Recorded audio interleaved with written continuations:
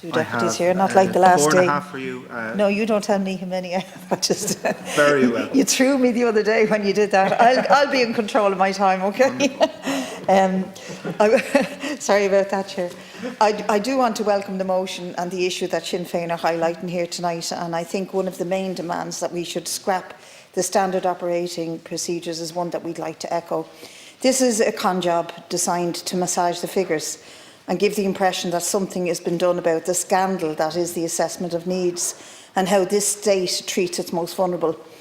So since I came into the Dáil in 2016, I and my colleagues here have had countless numbers of constituents coming to us in exasperation and despair about trying to get their children the care and supports that they need. The first obstacle in a long list is the assessment of need process.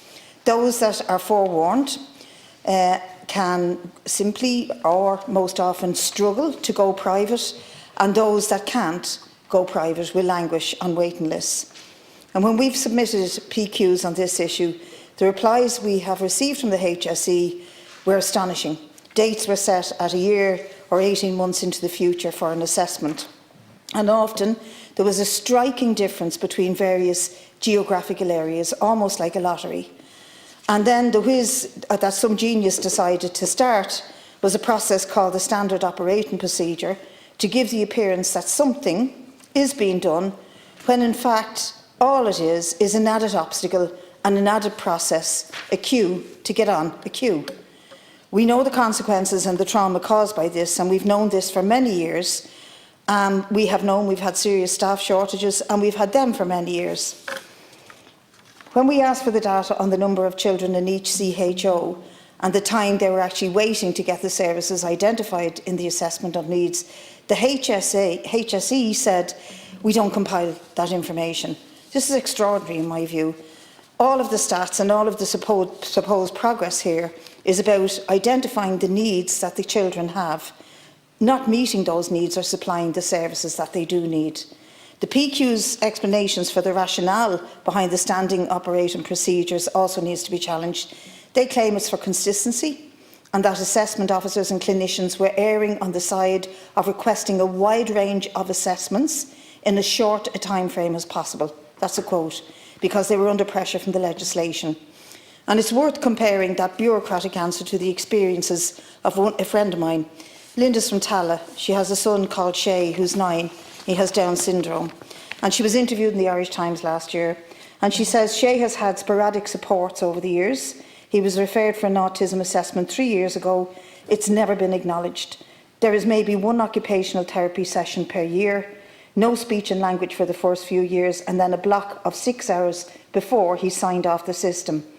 When I started fighting for the services, says Linda, after Shay was born, I was told that I have unresolved childhood issues. Instead of working together, it's about blame. We've spent all our savings on private therapies and we're in a very precarious position now. And in the same article that interviewed Dr. Irwin Gill, he says, this is not a meaningful assessment. It does not help children and merely moves them to another waiting list for a more useful assessment for which there is no statutory time limit and therefore no legal recourse. The prevailing opinion is this is a cynical attempt by the HSE to protect itself rather than act in the interests of children. And clinicians on the ground reiterated this and said they feel disheartened and they cannot stay in the HSE if this is their future. It is, to quote one of them, against all our ethical practices. We cannot assess children in 90 minutes as to whether a child has a disability, but if we don't, they won't get the services. Most of us will probably recommend further assessment and say that we suspect a disability. I feel despondent, says he.